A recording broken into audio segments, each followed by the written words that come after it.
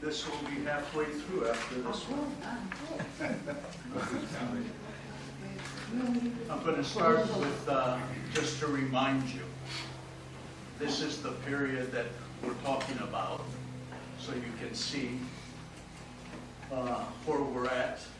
It's Mycenaean Greece is in brown, and you can see that the Asia Minor here was Greek, as I said last time, up to 1922, this area here. And this is the Hittite Empire, later became the Persian Empire, but at this time it's the Hittites.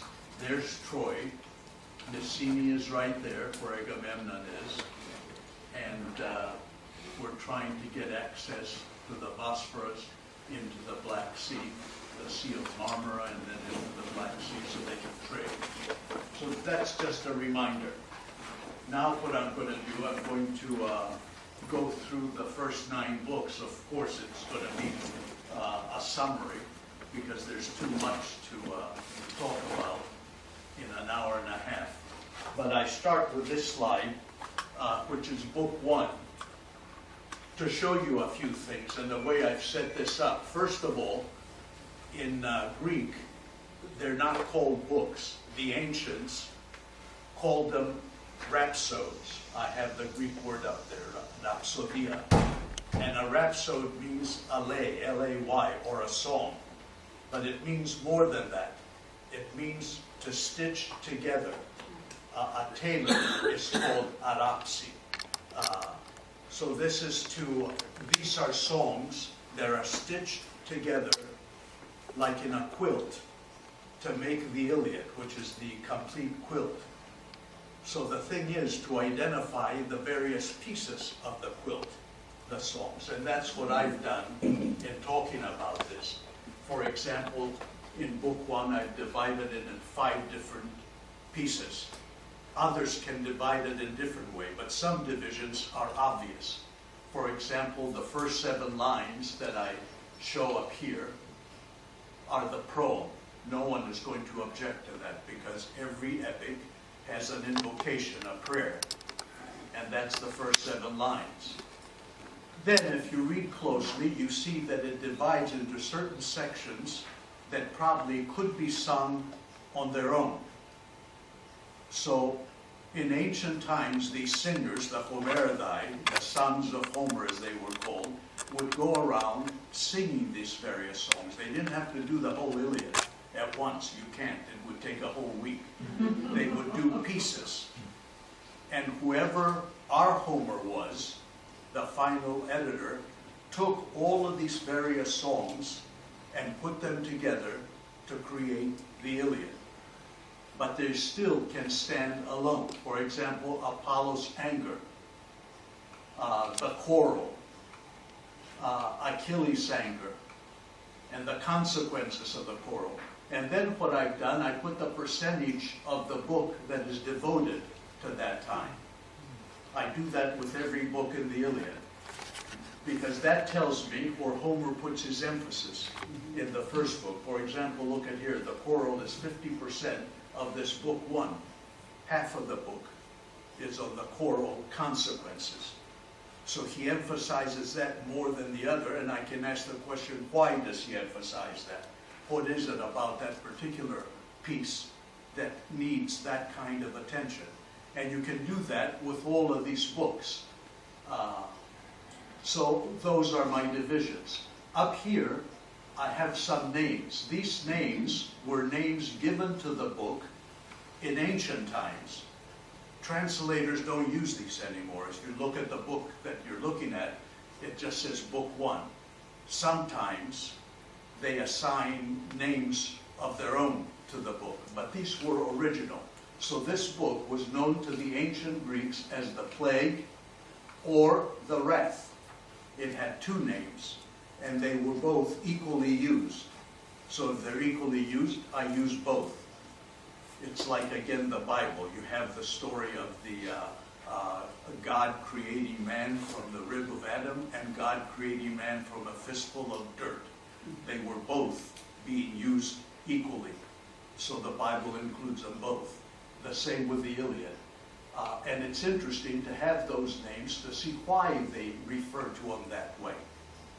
Now again, in some cases it's obvious. In the first book, it's obvious that most of it has to do with wrath.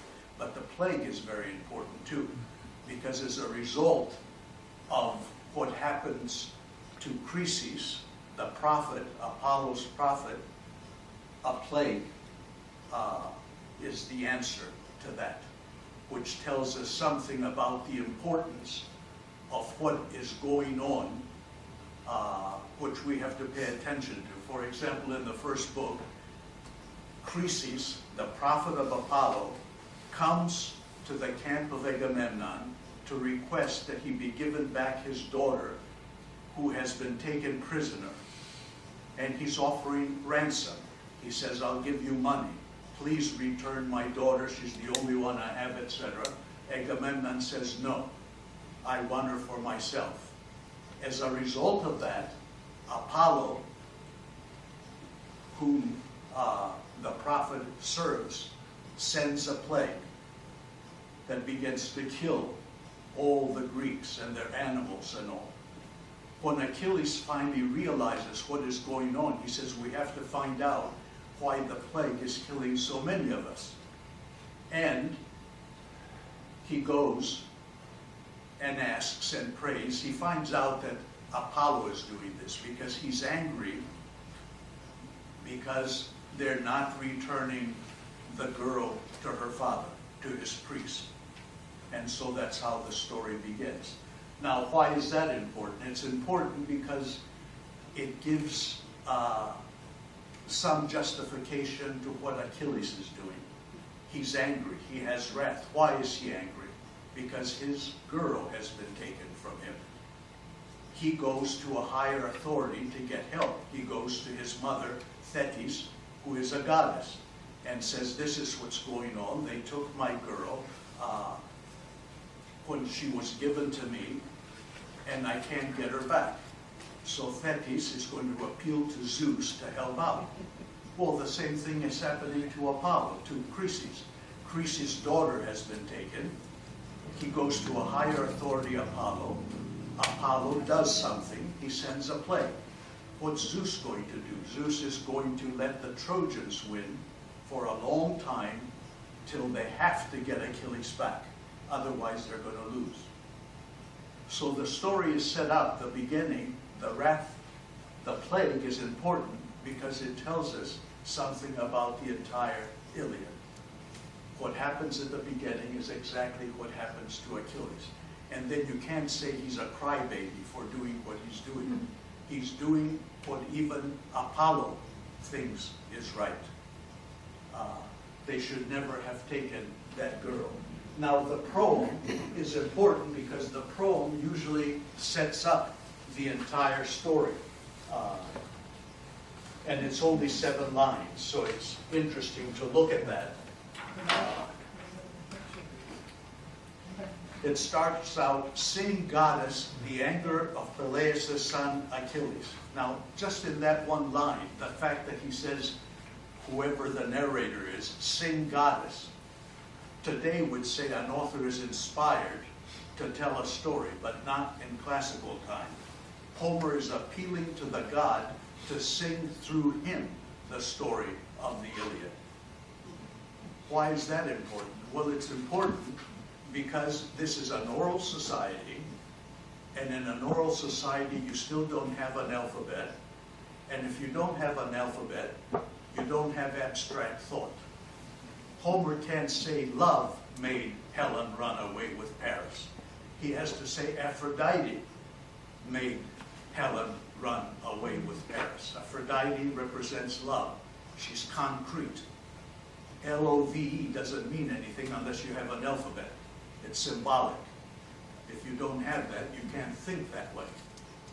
So the fact that he says, sing goddess, shows that he's kind of a special person whom the goddess is going to sing the story through him. He's going to be the conduit to give us the story. And he says, Peleus' son Achilles. That's interesting because it sets up a father-son relationship that is true throughout the Iliad. A father, and it's all about fathers and sons, actually, if you look at it closely. And the fact that he says Peleus' son, Achilles, it also emphasizes Peleus, the father. And what does this wrath do? It causes devastation, which puts pains thousandfold upon the Achaeans. The Achaeans means Greeks. And you notice in the Iliad there are many words for Greeks. They're also called Danaans. They're also called Argives, which shows you that it's not a united country. It's made up of different tribes. And Homer refers to them by these different names. And this anger caused death, hurled multitude of souls into Hades, which became the delicate feasting of dogs and birds. One of the things is that the human body cannot be left to dogs and birds. It has to be honored. As a matter of fact, if you do something to the human body like that, you're going against God, because once a person dies, he no longer belongs to earth, he belongs to the gods. And to do something against those bodies is to act against the gods, which tells you what Achilles is going to do later when he drags Hector's body around the walls of Troy, and how wrong that is. So everything means something. And it's also interesting that immediately after that it says, and the will of Zeus was accomplished. So this whole war is the will of Zeus. He set it up.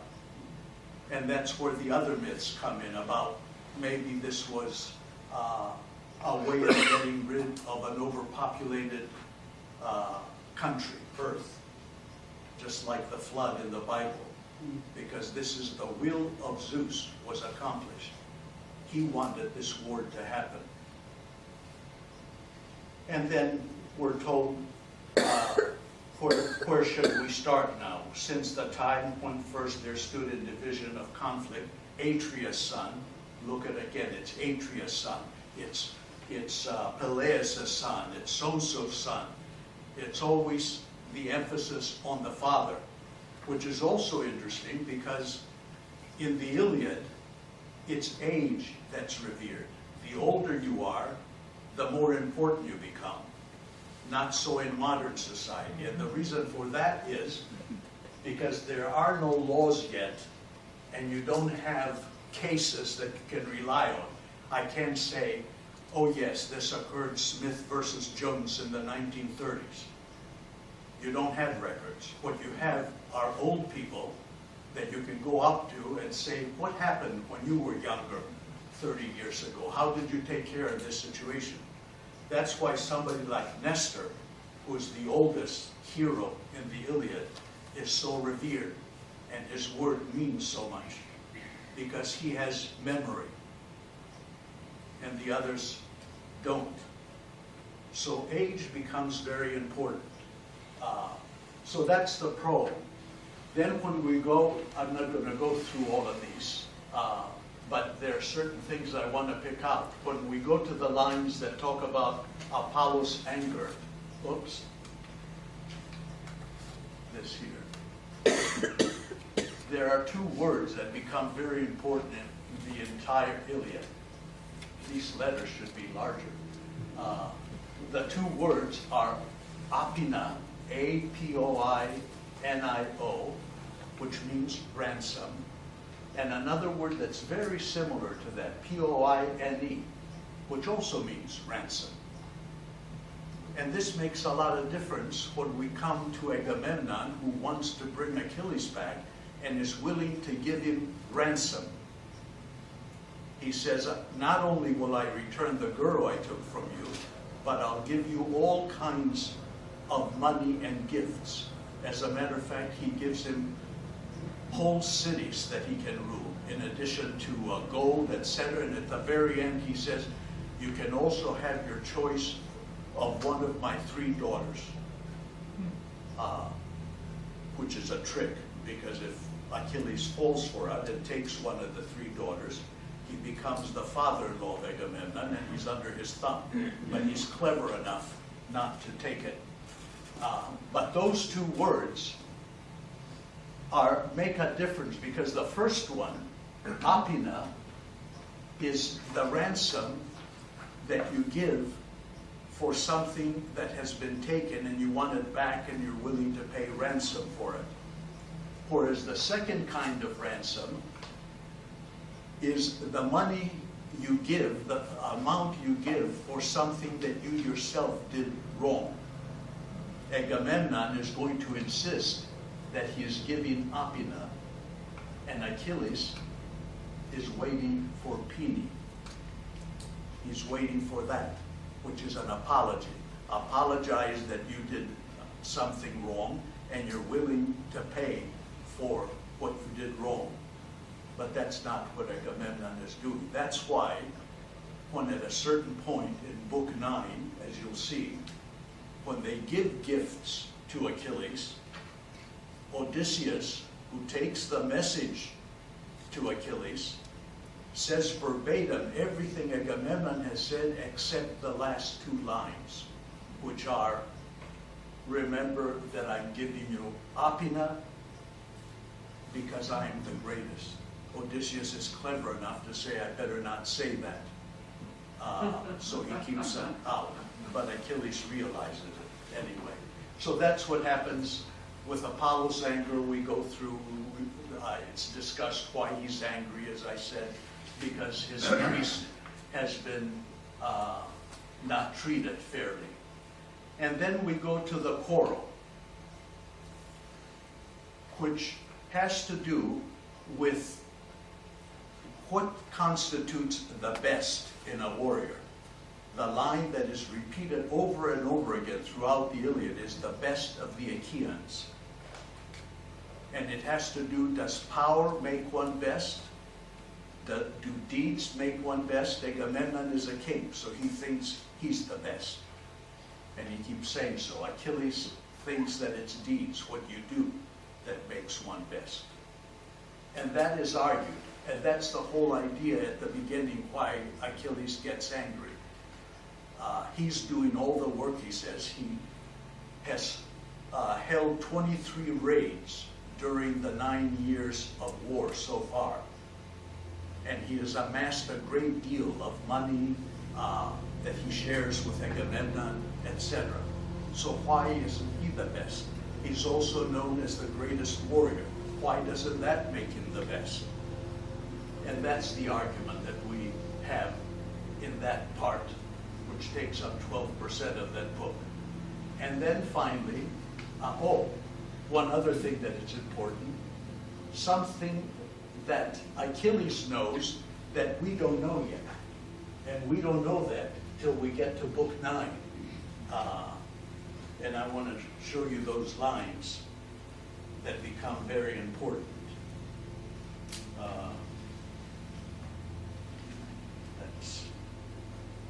Let me see. I had a mark here. Okay.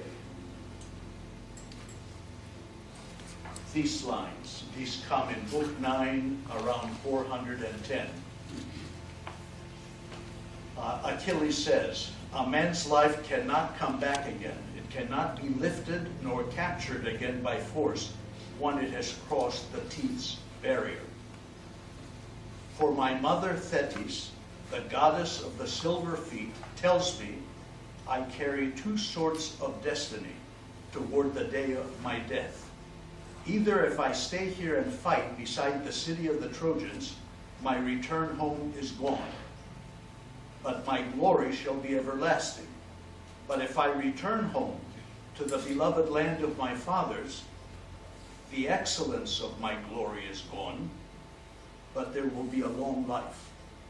So that's the secret that Achilles has. He can either fight in Troy and die a young man, or he can stay out of the war and live to be a very old man.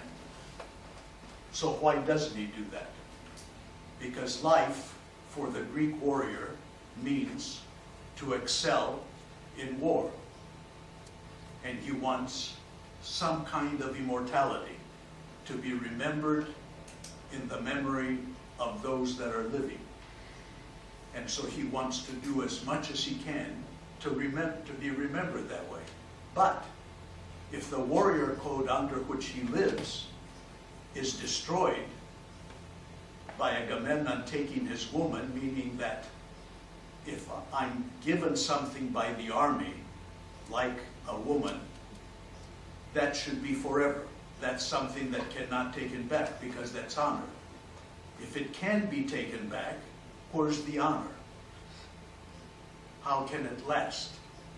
And if there is no honor, why am I fighting, since if I fight, I'm going to die? And that's his dilemma. That's why he now is going to sit out the war and say, no, I'm going to leave. There is no honor. I've been fighting under a false assumption, a long code. So he's questioning the warrior code under which all of these warriors are fighting in Troy. And it's because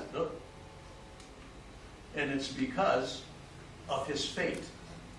And the interesting thing is, somebody like Hector, for example, who is the Trojan main hero, can fight Achilles at some point, not because he thinks he can win, but because he has hope.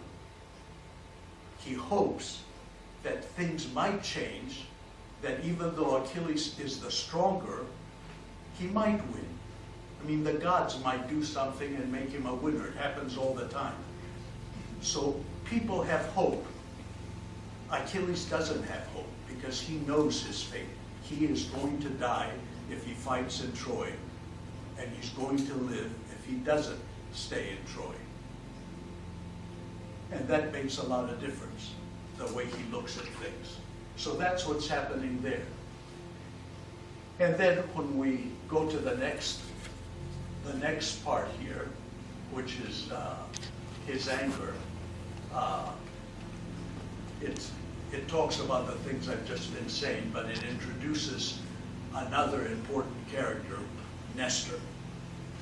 And Nestor has a great deal of influence. Nestor is the king of Pylos, and as I said, he's the oldest warrior. He likes to talk about his past constantly, which irritates the younger soldiers. But this is his excellence, his aristia, because what he did happened in the past. So he likes to tell the stories of his past, which gives Homer an opportunity to digress again and to go off. And we get a lot of myths, older myths, through Nestor. And then the larger part of the book, which is 50%, the consequences, we get the return of the daughter. Finally, Agamemnon finally decides, okay, if I can stop the plague and save my troops, I will give this girl back, but I will not be alone out of all of these warriors, since I'm commander-in-chief, to go without a prize. So I'm going to take a prize from one of you, because since I can't have my prize, I should have one of yours. And he names some major warriors, Achilles included. That's the prize he wants anyway. And so we have problems going on there. And eventually, they're going to return Chryses. Notice that the girl is always named after the father. Chryses is the father. Chryses is the daughter. Chryse is the town they're from. So it's all named after them. And that happens. So when this happens, when he takes Briseis, that's Achilles' woman, Chryses is the first one, Briseis in another. And that's interesting too. The Iliad begins with three women, Helen of Troy, Chryses, and Briseis. The Iliad ends with three women, Hecuba, the mother of Hector, Andromache, the wife of Hector, and Helen. Helen is the first to be mentioned in the Iliad, and she is the last to be mentioned in the Iliad. So there's parallelism there.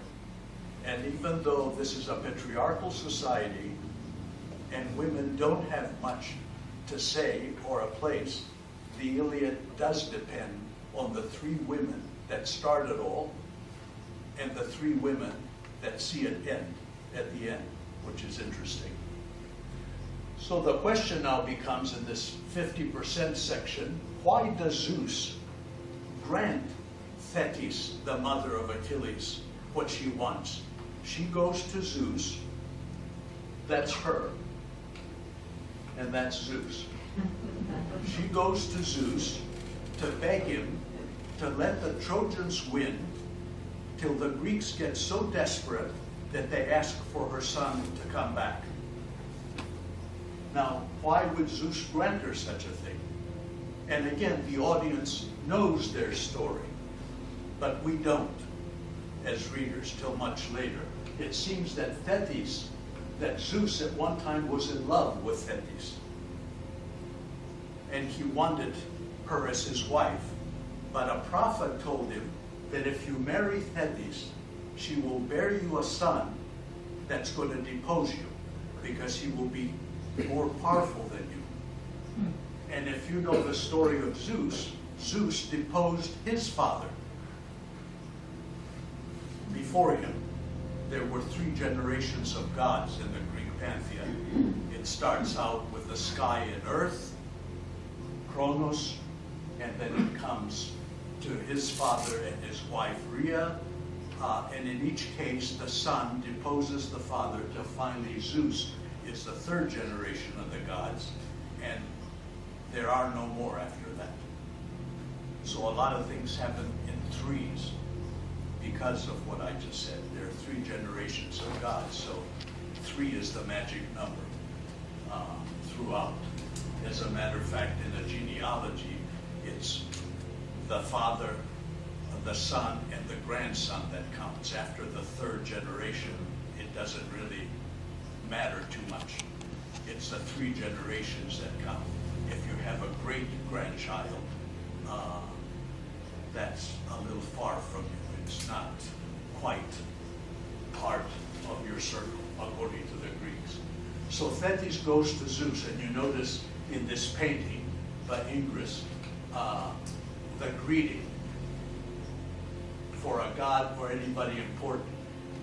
You put your right hand on the god's knee and your left hand under the chin. And some say you do that because you can tug Zeus's beard, because if he goes like that, it's a consent. Yes, you kind of help a little bit. But that's the greeting they follow. And when you go to the Odyssey, which is interesting because of this, when Odysseus meets a mortal girl, Nausicaa, and he wants to greet her, and he doesn't know whether she's a goddess or a human yet, because he's been traveling for 20 years. He questions, do I approach her and put my hand on her knee and my other one under her chin? What if she's mortal? What is she going to think me touching her knee?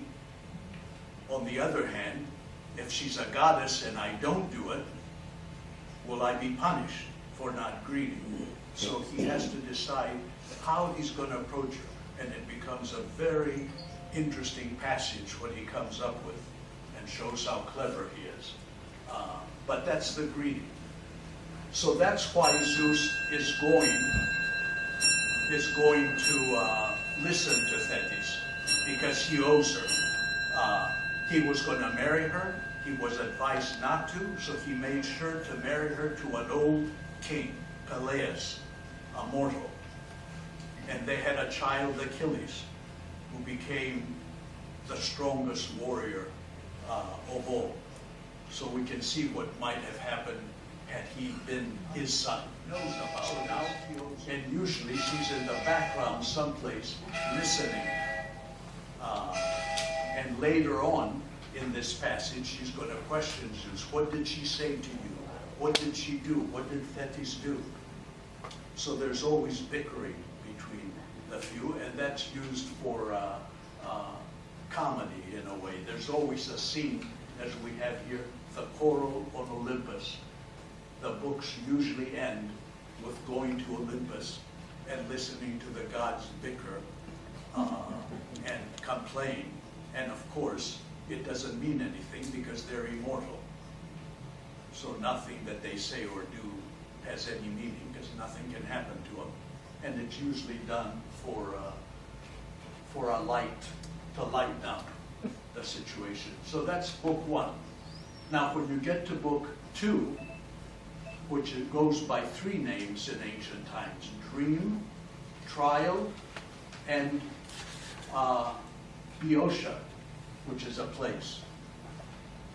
But what happens here is to introduce now more characters. These first books, up to book 8, are introductory books where Homer tries to weave in the story of the 9 years previous to what is going on right now.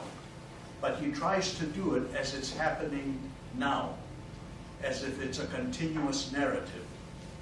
But he tells you these various stories to bring you up to speed before he continues with his 53-day narrative. The Iliad is only 53 days long. So we introduce, at the beginning, we introduce Odysseus, who comes into the picture, and Thersites. And Odysseus in the Iliad is not a great warrior. He's about number 9 if we rank him. But he is mostly an advisor.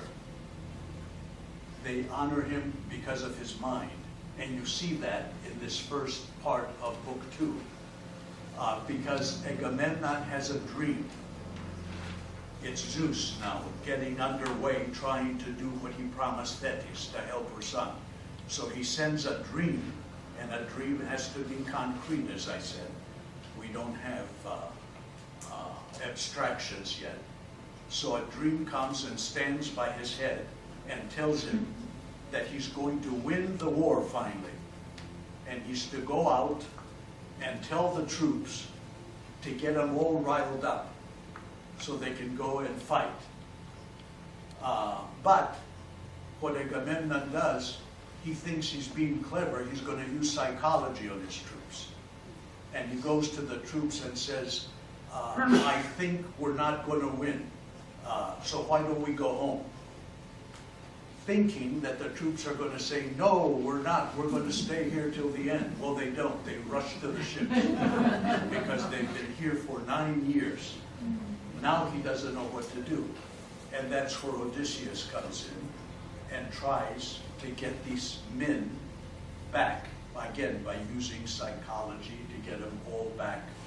And he does by the end. He gets them back. And we also introduce Thersites, who is this guy here. Homer says he is the ugliest man that ever went to Troy. He is a common man in the Iliad. And his inner self is shown by his exterior self.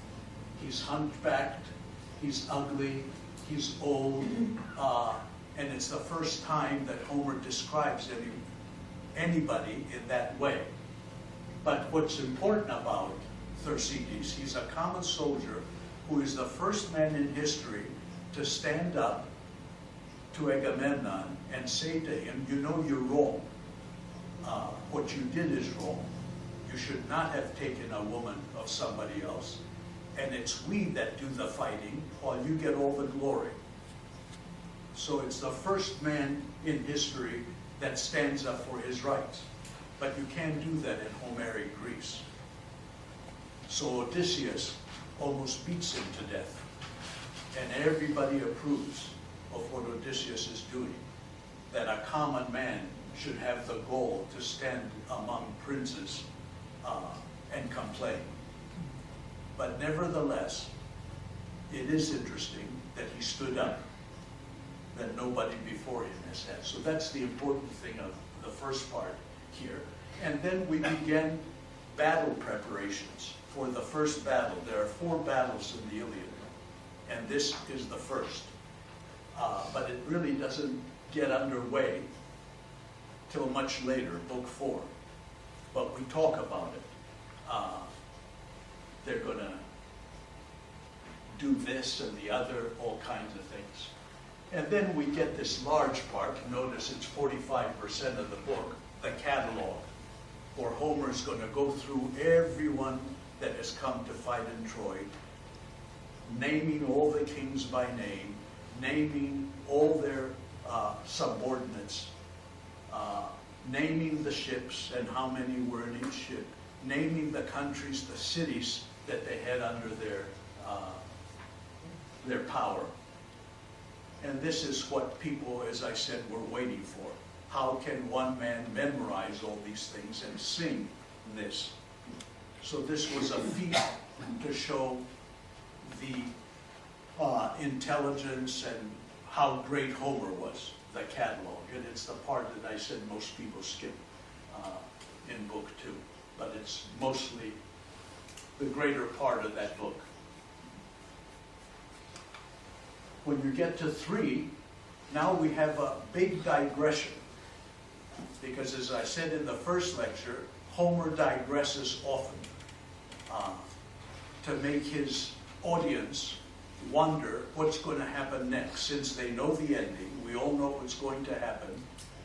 What can he do to lead you along? Well, he can decide in this case that Menelaus, this guy, is going to fight Paris in a duel that will determine the end of the war. Whoever wins will get Helen, and if Menelaus wins, he'll leave. If Paris wins, Menelaus will leave him alone. So they decide between them that they're going to have a duel to determine the end of the war. Well, we know that can be. We know how the war ends. So what's Homer doing here? Why is he doing all this? Part of it is to digress, to make the story longer, but also to bring out the characters now of these two characters, Menelaus and Paris. And the interesting thing in the Iliad is that you're never quite sure how these characters feel, because they change. Here, Paris is shown to be a coward because he runs away. And if it wasn't for Aphrodite, who saves him, he would have been killed by Agamemnon. But at some point, she grabs him and takes him back to Troy. And Menelaus is looking around to see what happened. But he was winning. It's also a way of showing that the Greeks are superior to the Trojans. Because in every case where he introduces a major Greek warrior, that Greek warrior is shown to be superior to the Trojan he's fighting, whether it's Paris or Hector. Hector is reserved for Achilles. Achilles has to fight Hector at the very end, so no one else can kill him. But Hector fights Ajax, Hector fights Diomedes, Hector fights many others, and in each case, the Greeks come on top, but they can't kill him. Something happens, either a god saves him, or something happens where they have to stop the fight. But Homer shows that the Greeks are superior, and eventually they're going to win. Not only because they're superior, because they're in the right. And he shows how the Trojans are in the wrong. First of all, at the beginning, they abducted Helen and broke the hospitality bond, which is very important. That's one thing. Later on in this fight, even though Menelaus wins, another Trojan called Pandarus, using a bow and arrow, is going to wound Menelaus. Now, the bow and arrow at this time has gone out of use, and it's a coward's way. The way you fight in Homeric Greece is like this: duels, face to face. You don't stay far apart and shoot with an arrow. But again, here is a Trojan that comes into a duel that has been sanctioned by both sides and shoots at Menelaus. That's wrong, and that has to be punished eventually. So again, it shows the Trojans are wrong. And Homer piles these incidences up.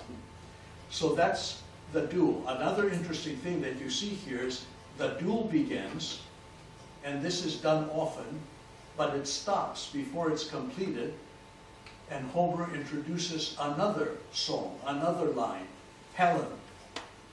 Helen standing on the wall, identifying the warriors below. So this song interrupts this one, which is picked up again after Homer sings part of her song, which he picks up again at the end. Now that gives variety, and it makes you wonder what's going to happen next, because he takes it to a certain point, stops, goes to something else, comes back, and picks up the one before it. And this is a pattern that you use throughout the Iliad. So Helen is introduced. And this is interesting because Priam, the king of Troy, asks Helen to come up on the ramparts and identify the warriors fighting below. Well, they've been doing this for 9 years now. You'd think he'd know who his enemies are. But you don't question those things. It's a way of introducing Helen and introducing some of the warriors again, and giving you some background of those warriors. In Book 4, this is Zeus. Book 4, which is called Breaking the Truce, and Agamemnon's review again. You see, we start with a council of the gods, that's taking a little lighter tone, seeing them argue again, saying how they want the war to be handled. And then you get the breaking of the truce by this Trojan warrior Pandarus. And what's interesting here, there's a lot of similes in this. Actually, the similes control the text. Most of what he says about this character is done through similes. And it shows you that Homer is very much, we can compare him to the cinema, to film today. His story reads very much like contemporary films. As a matter of fact, the Western is one of the closest qualities that Homer uses. When a cowboy in a Western, the old Westerns, the B-Westerns, when the good guys turn around riding in their horse and shoot, somebody's going to fall, no matter where the bullet goes. And nobody really gets wounded. They drop dead. Well, the same thing happens in Homer. There are very few woundings, only the important characters that need to come back into the story. But in a duel, when one casts a spear, you die. So it follows. The editing is very much going back and forth. For example, in a classic Western, you have the bad guy chasing the girl, and then you see the girl in her cabin with the bad guy, then you see the good guy riding to save her, then you switch back to the bad guy, back and forth. That's editing. That happens in Homer all the time, back and forth this way. So Pandarus does break the truce. He shoots Menelaus on the thigh, but it's a very minor wound. However, he sinned by doing this. And because of that, we have a review of the troops again. We're going to get ready to attack now, but Agamemnon is going to use the same kind of tactics a little differently. He's not going to insult the soldiers. This time he insults his commanders. Why are you standing around and not fighting? Why are you doing this? And this brings out their psychology by what they're going to say. It's important to remember that 45% of the Iliad is in direct discourse. That is, it's spoken by the characters. It's not narrated by the narrator. And some books, like Book 9, is 82% direct discourse. So it's all what one says to the other. And you have to be careful to listen to what they're saying to see where their heads are at and what they're trying to achieve. And reviewing the troops is actually also a delaying tactic. We're going to start the first battle, but Homer's going to hold on as long as he can before he jumps into the battle. And then finally, Book 4, general fighting begins, 23% of the book. And here we get the fighting strategies that are going to be used throughout the Iliad. The Iliad, as I said, is 4 battles. There are going to be a lot of duels. There are 260 main characters. They're all going to fight, but it's all orchestrated. It's like a cinematic ballet where one duel sags into the other. And different things are said about each duel. If there are 21 things that can be said in a duel, Homer is going to pick and choose certain numbers so he can use a variety. And you begin to see that here. And there's one that I thought is interesting that I was going to show you as an example. This character, Simoisios, is just a common soldier that comes to Troy and is killed right away. So that's his part in the Iliad. But even though he has a very minor role, 2 lines or 3 in a book of this size, it's very telling. Okay, this in your book, it's on, do they have pages here? Page 143, and it's around lines 490, or a little earlier, 483. Okay, Simois is killed. He dropped then to the ground in the dust. That does it for Simois. Like some black poplar, which in the land low-lying about a great marsh grows smooth, trimmed, yet with branches growing at the outermost treetop. One whom a man, a maker of chariots, fells with a shining iron to bend it into a wheel for fine wrought chariot, and the tree lies hardening by the banks of a river. Such was Enthymion's son. Again, notice it's the father. Enthymion's son, Simoisius, whom illustrious Aias killed. Aias is Ajax. Ajax kills. And you get this little description, which is all you hear about this character. That's called a necrologue. Something that we say about somebody to die. But what he says is interesting. He falls like a black poplar. The black poplar is usually a tree that's associated with death. But it stands tall. It stands erect, which in the land low-lying about a great marsh grows smooth, trimmed, yet with branches growing at the outermost treetop. There's some dignity to it, which the tree is compared to this warrior. One whom a man, a maker of fashion, a maker of chariots, fells with a shining iron. The tree is going to be used to make chariot wheels for chariots for the war.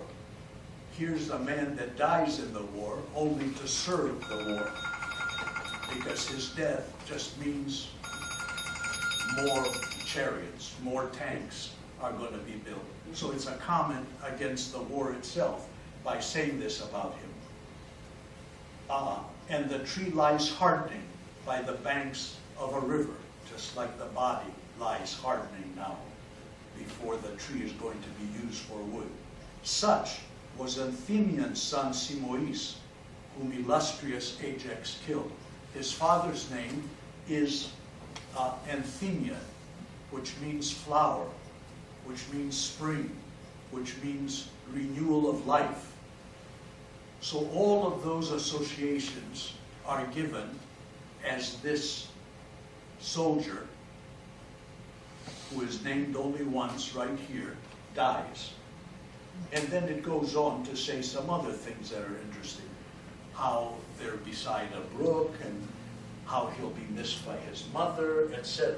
But it's this sort of thing that Homer does as the duels go on. Everybody gets a line, at least, that somebody is waiting for him, that he has somebody that likes him, which makes it very poignant about all of these nameless, they have names, but all of these nobodies that fall in the battle.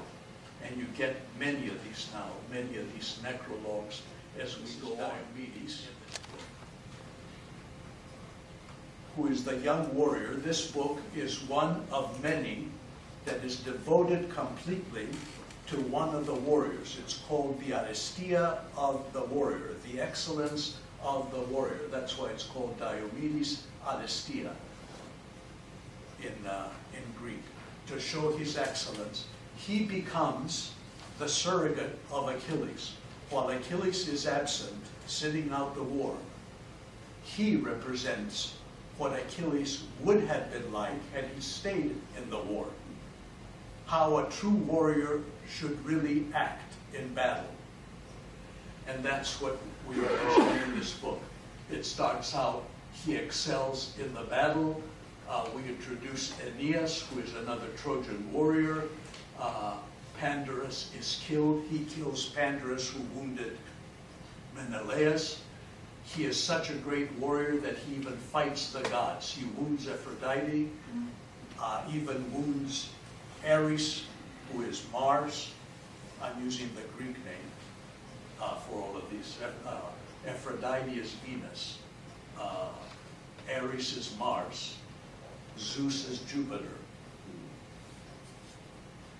So we get all these introductions because he is given the right by Athena, the goddess of wisdom, to be able to tell whether he's fighting gods and men.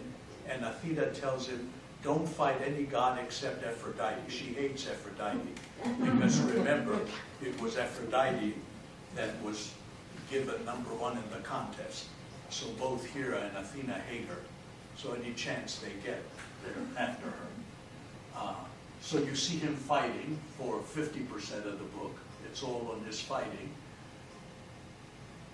And then we get some others. Again, he breaks it up a little bit. We go from the fighting to the Olympians defending the Trojans, which means now the Olympians are beginning to put Thetis' wishes to work. Zeus has decided that he will help Thetis by having the Trojans win to give more clout to Achilles. So this is what happens here. And there's some other things that go on which I mentioned here. And then again we end up with the Olympians trying to defend the Greeks. Athena will not stand that her father Zeus is giving the power to the Trojans, and she always tries to interfere when she can. So that again delays the story. If Zeus had his way, he'd let the Trojans win up to a point till they put fire to the Greek ships, till they fire one ship, after which Achilles will return and we can continue the story. But it's always delayed because Athena and Hera, Zeus's wife, interfere, and they're the two goddesses that hate Aphrodite. At the end, we return back to Diomedes at the end of the book, because now he fights Ares, he fights the god of war, and wounds him. And he goes crying to Olympus, to his father, and Zeus tells him not to be such a crybaby, and of all the gods, he hates him the most, which means he really hates war and what he stands for. So this is an anti-war poem, and even though there's so much fighting going on throughout, the emphasis is on what war does to people, how it destroys families. That's why you get those little necrologues of Simois, and they're very touching. Book 6 is one of the important books in the Iliad, one that is often read to the exclusion of the others, because it's a very touching book. And this is where Hector gets a much better press than Achilles, because it's more of a love story. This is the book in which Hector will leave the battlefield and go to Troy to ask his mother to pray to go to the temple and pray that they win. And he meets his wife Andromache, and they have a little baby. And a lot is made between the baby, who doesn't recognize the father because he's still wearing his military gear, and the father takes his helmet off, and the child recognizes him, and he hugs him, and they all laugh. It's very touching, and people love this sort of thing. It's very modern family thing, but it's also very symbolic, because Hector's helmet never comes off. It comes off in this scene, where he lays it on the earth in order to hug his child, and it happens at the end when it falls off when Achilles kills him. So by taking his helmet off and laying it on the earth, it's a premonition of what's going to happen later on. So that's part of this. We continue this first battle. Hector leaves. Again, we see there's Greek superiority.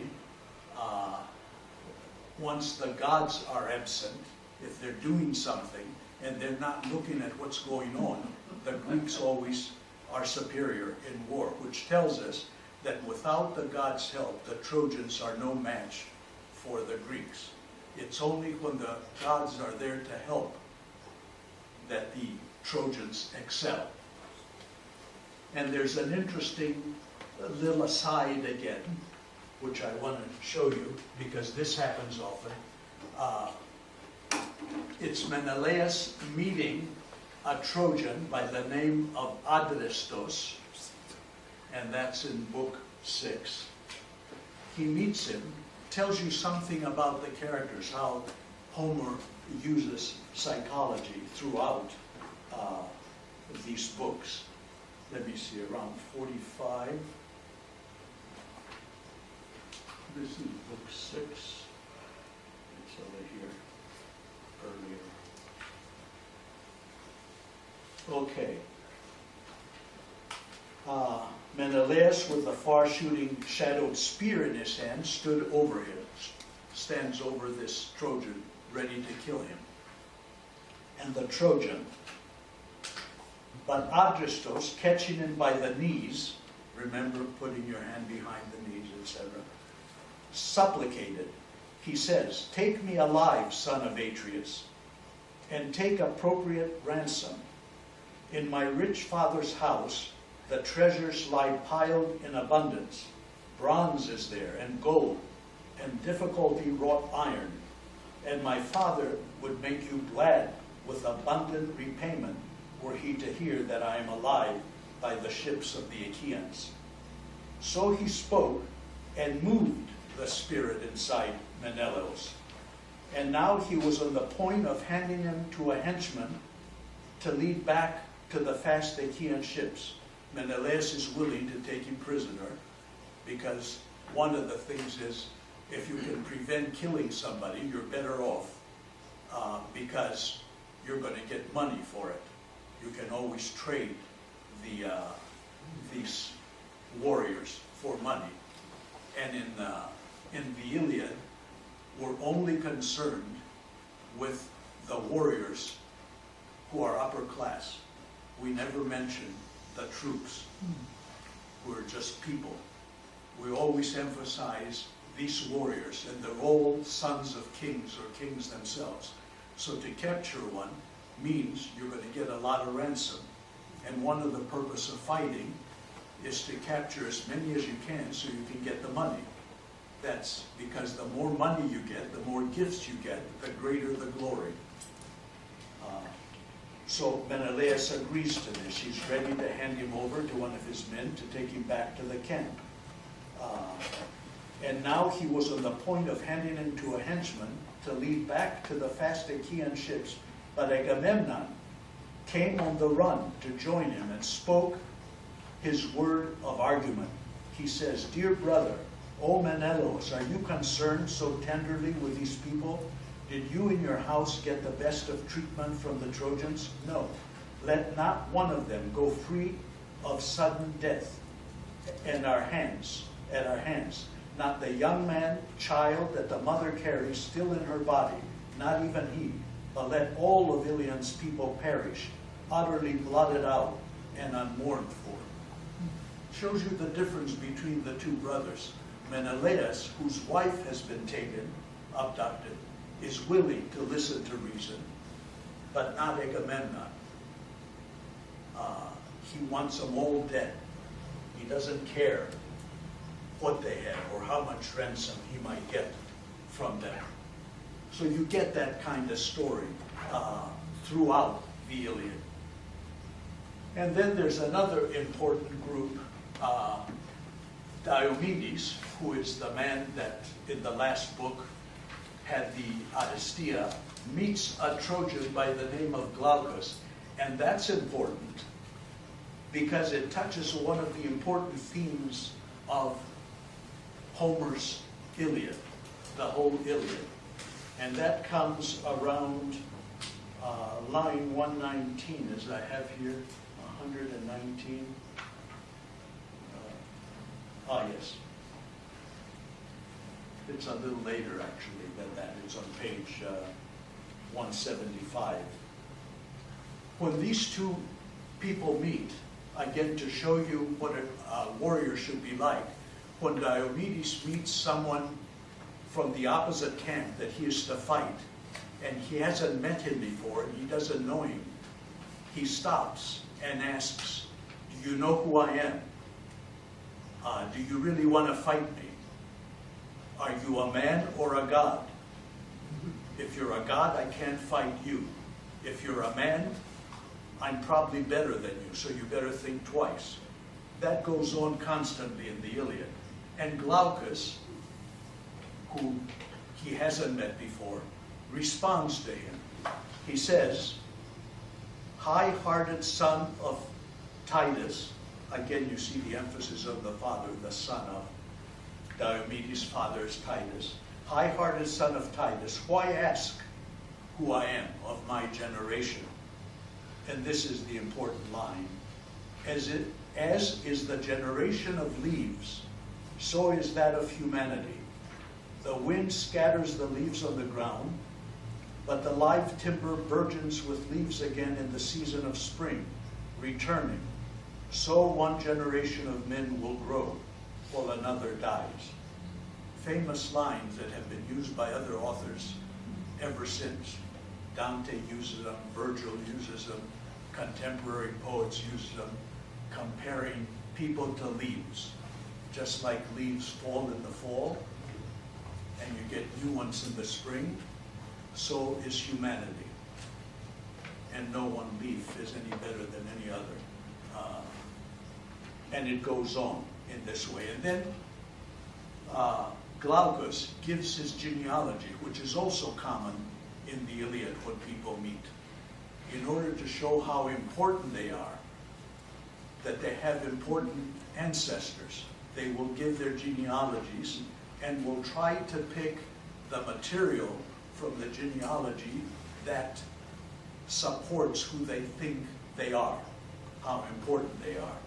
So Glaucus goes on and gives a whole line of his genealogy. One of his ancestors is a warrior named Bellerophon, who is an old warrior before the Iliad. He is the man who had a horse called Pegasus, and he rode the horse and he tried to get to Olympus, but the gods were mad that he tried to reach the gods and they struck him down. The audience knows all this, but Homer doesn't tell you this because he assumes he knows you. Homer only picks from the myth the material that is important to the comments he's making. And so he picks and chooses here that. And at the end of this genealogy, Glaucus says, "That's who I am. Those are my ancestors." And then they both discover that some time in the distance, their ancestors met and they exchanged gifts, which is hospitality. Now, once your ancestors did that, you are obligated to do the same because there's hospitality in the family. So now Diomedes and Glaucus cannot fight each other because it would go against the bonds of hospitality since their ancestors exchanged gifts. And they exchange a gift. Glaucus takes out his armor, which is gold, and gives it to Diomedes. Diomedes takes off his, which is silver, and gives it to Glaucus. And the narrator says, somebody must have been crazy to exchange gold for silver. But there's a lot more to that. Diomedes is the superior warrior. Were they to fight, he would win. They both know that. The duel cannot be fought because of hospitality. So how do we know? How do we give the emphasis to Diomedes? By this exchange, the fact that he receives gold for silver. He is the superior. He gets the greater reward. And that's something that happens throughout the Iliad. Later on, when Hector and Ajax fight in a duel, and again that duel is stopped because we can't kill Hector. The story will not allow us to. They exchange gifts. But the greater gift goes to Ajax, which again makes a comment. The comment is Ajax is a superior warrior. Although the intention of those that give the gift is not that, because Hector gives Ajax a gift, and Ajax gives Hector a gift. But it just so turns out that Hector's gift is much greater in value than the gift Ajax gives, which again emphasizes the greater warrior. And it happens again often. This is the way Homer uses these tricks, whatever they might be. So that's what happens there. Then when Hector finally, and this is 56% of the book, the larger part of the book, is Hector's visit to his home, which introduces the women, the Trojan women, and the emphasis of Hector and Andromache, which is a very touching story, because Andromache herself is a war prize that Hector won. It was Achilles that killed her father and was the cause of her mother's death, and killed all 7 of her brothers. And yet she doesn't blame him. She's the only woman that says that's what war is like. And actually she thinks well of Achilles, because after killing her father, he honored him. He honored his body. He had him cremated. He gave him the honors due to a commander. So she has nothing bad to say about him. Of course, all the other women do. Hecuba, for example, says, I wish I could eat his liver raw about Achilles for killing her son, but not Andromache. And also, we know that Andromache doesn't have anybody anymore. She says, Hector, you are my husband, my father, my friend, and it's very touching. And she knows that this is probably the last time that they're going to get together, because the moment he leaves this book, he doesn't return. He returns dead when they finally bring his body, and we still have up to 24, book 24 to go. So they realize that. So it's a very touching scene, and that's why it's anthologized a great deal, and you find this in most textbooks. 7 is another book that's similar to 3. Now we have the Hector-Ajax duel and the burial of the dead. Why do you need another duel between Hector and Ajax, since you already had one between Paris and Menelaus? Again, it's a delaying tactic. You know nothing can come of it. You know that we can't do anything to Hector. You can't do anything to Ajax either, because Ajax in mythology returns home unscathed. So you can't destroy tradition. So what's going to happen? Why are they in a duel? Well, It says something about the characters again. It delays the story, and it shows how Homer can manipulate this to keep the audience interested. And halfway through, after dueling for a whole day, those men that are watching them, that are responsible for the duel, there's a Trojan and there's a Greek, decide to call it a draw. It's interesting that the first one to call it a draw is the Trojan, which also says something because he sees that his man is not doing so well. So he better do a draw. There are all these subtle little things going on. So they stop the duel and they exchange gifts, and the story goes back where it should be. We go right back to where we were before.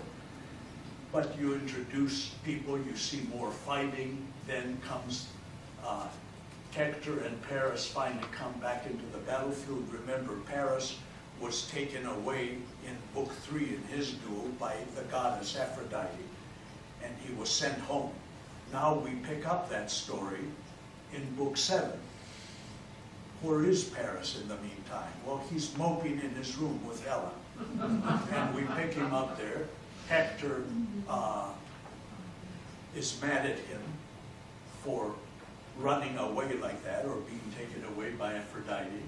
But eventually he's convinced to enter the war. That's interesting too. Helen is the only woman who wants her man to go back to war. She's forcing Paris to go back because he made a mess of things. All the other women are trying to keep their men in Troy or keep them away from war. Then comes the duel, which is the bigger part of the book, 58%. And then we skip a lot in order to go to the men being buried. They have some kind of a peace for a time so they can each collect their dead and burn them, cremate them, which shows you now that Homer is really thinking of his age, 8th century, because we know that in Agamemnon's time, Messene, they didn't cremate their dead. They put them in these tombs, these tombs above ground. They buried them. But in Homer's time, in 8th century, they cremated. So he confuses the Mycenaean period with the 8th century that he's composing in. Just when I said previously that iron, he talks about iron at the same time that he talks about bronze. Well, iron wasn't around in Mycenaean times, but it is around in the 8th century. So those are confused. And again, you see how he switches things and goes back to pick up the story. So there's 23% of the book we talk about burial, picking up people, talking about them. And then we also have the wall, the building of the wall, which is interesting. This is the 10th year of the Trojan War, and you'd think they would have thought of building a wall before 10 years, but it wasn't necessary then. Homer needs it now, and when he needs something, that's when it pops up. So they build a wall. It's built in one day. And there's an interesting thing again that comes, little comments that Homer throws out at various points. At this particular time, as they're building the wall, Poseidon gets upset. Poseidon is the god of the sea. And he says, you know, I'm responsible for building the walls of Troy. If the Greeks build a wall of their own to mark off their ships, they're going to have greater honor than I'm going to have. I built the wall that should be remembered, not the Greek wall. And Zeus responds to him, which is a response that Homer wants us to be aware of. He says, what a thing to have said, earth shaker of the wide strength. Poseidon is called earth shaker because he's also the god of earthquakes. So what a thing to have said that you're not going to be remembered. Some other one of the gods might fear such a thought, one who is a god far weaker of his hands and in anger than you are. but the fame of you shall last as long as dawnlight is scattered. Come then. After once more the flowing-haired Achaeans are gone back with their ships to the beloved land of their fathers, break their wall to pieces and scatter it into the salt sea, and pile again the beach deep under the sands and cover it. So let the great wall of the Achaeans go down to destruction. Nothing that mortals make is forever. That's what he's saying.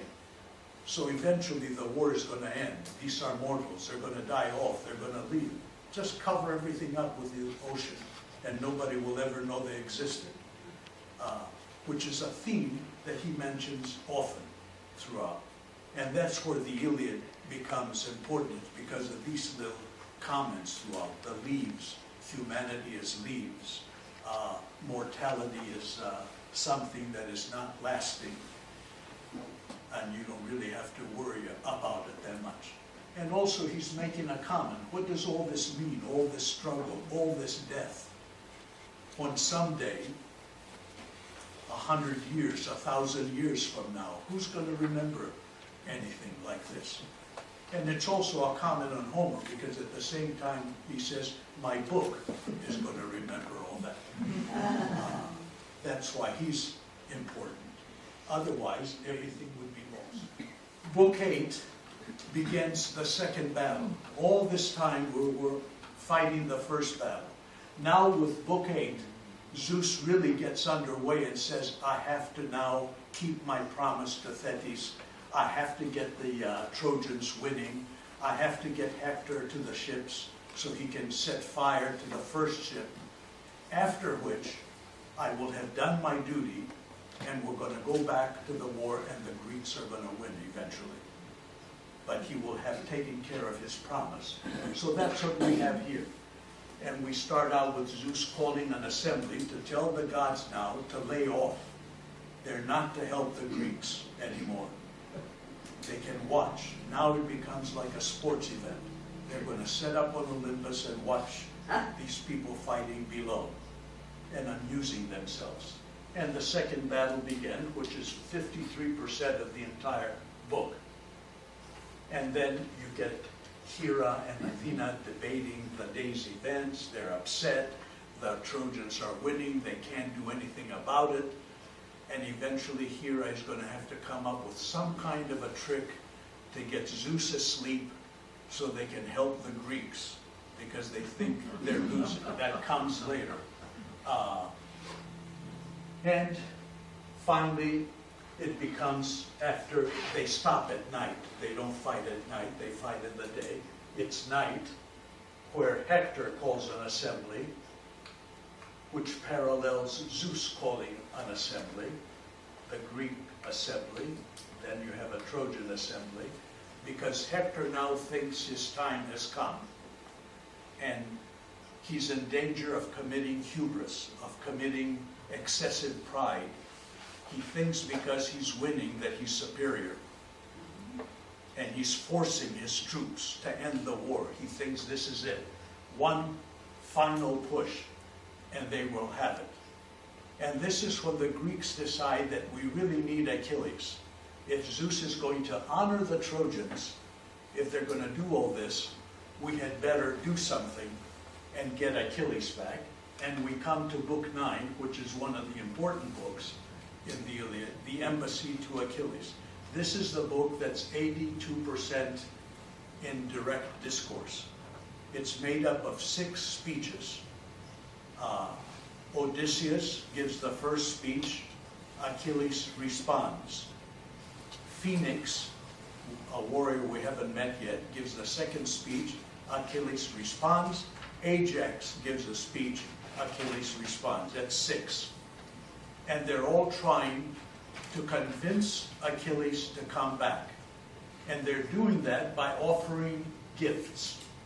And the gifts, remember, are apina, as Agamemnon calls them. Their ransom, a certain kind of ransom. And they really go on 218, 219. It's something they're piled on to the extent that no one can really say no. Who would say no to such wealth except Achilles? And of course Achilles says no because he knows that it's between life and death. He can have the gifts, but he's going to die young. And are the gifts enough for him to die just so he can die wealthy? Or should his life mean something more than that? And that's the whole question here. And this is the place where Odysseus announces verbatim all the gifts, but leaves out the last two lines, which say, let me see if it's,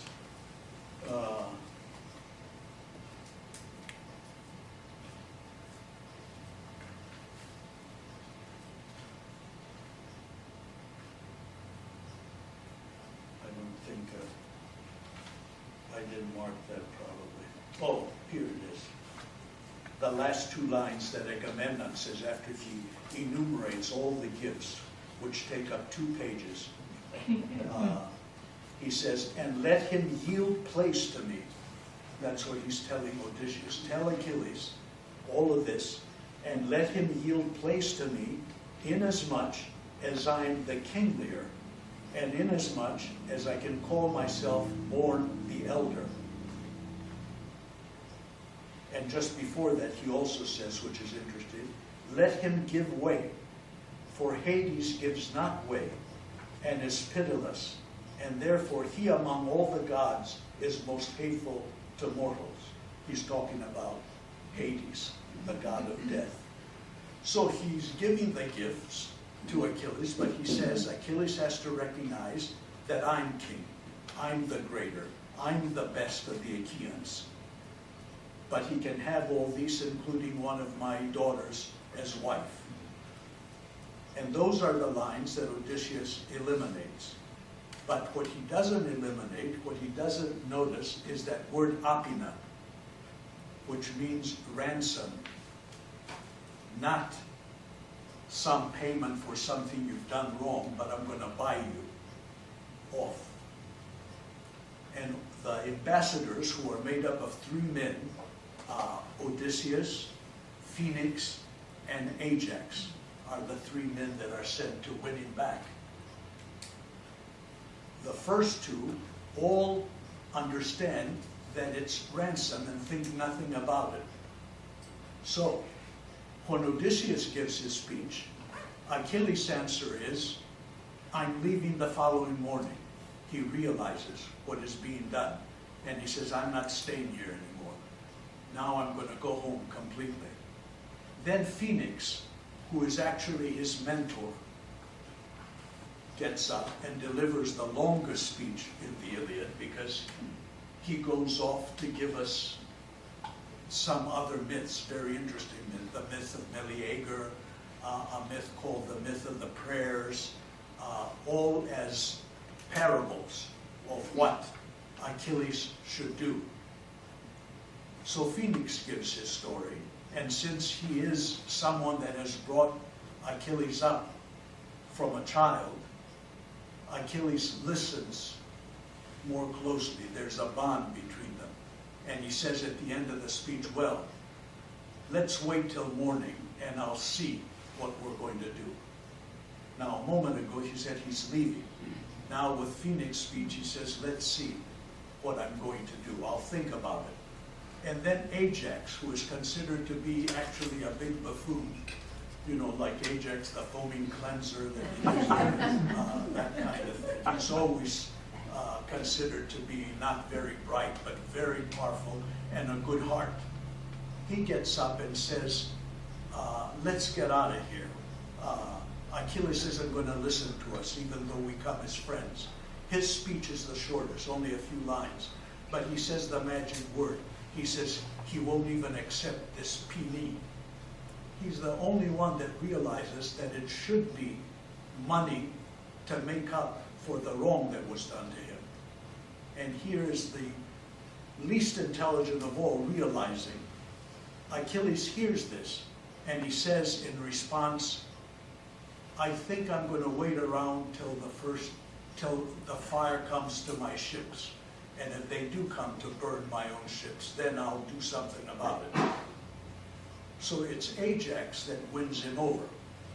But when the embassy goes back, as they do at the end, as a favor, to tell Agamemnon that Achilles won't bend, Odysseus gives the story that was given to him. Achilles is going to leave the following day. But that's not what Achilles said at the very end. He says, I'm going to stay here till they bring fire to my ships. But again, Odysseus has an ulterior motive in doing all this, to get Agamemnon riled up, to continue the fight. Anyway, they decide that the Greeks will continue fighting even though Achilles is not going to return. So this is a crucial passage now, because Achilles isn't going to come back into the battle until fire comes to his ships. Fire does come to the first ship. They're all lined up on the beach. Achilles is on the very far end, on the left. A man called Protesilaus is on the far right. Odysseus is in the middle. So the Trojans are closer to that ship, and they set fire to it. Achilles knows that by the time fire comes to his, they're going to have to burn everybody else. So he doesn't mind saying, I'm going to stay till fire comes to my ship. So now we wonder what's going to happen. And what happens next time, which changes Achilles' mind, is that Patroclus, his best friend, gets killed. So he forgets his anger, Achilles forgets his anger, and wants revenge. So the theme changes from one of wrath to one of revenge. Now he wants to get Hector, who is the commander of the Trojans, because it's Hector who killed Patroclus. And that's what happens in the next set, which takes us, 9 more books to get there. And there's a third battle that comes up, and then there's a fourth. So there's a lot of fighting, which bores people because they think, oh, it's just a lot of killing. And a lot of it is very gruesome. Homer seems to know anatomy. Yeah. And he does some things that really makes you sick. Spears go into people's jaws, come out the other side, eyes pop out on the earth, all kinds of things. But he's doing this to show you how ridiculous war is and what it does to people, and that it achieves nothing. So it's an anti-war poem all the way. Although when we read it, people think that we're glorifying war because there's so much fighting going on. But he has all these things happening in between. So this is a book that needs very careful reading because a lot of what they say brings out a great deal of what these characters think and how they think. And it's interesting that at a period where there is no such thing as psychology yet, there's so much psychology in this book. And that's it, I think. There's Fred Scorsese.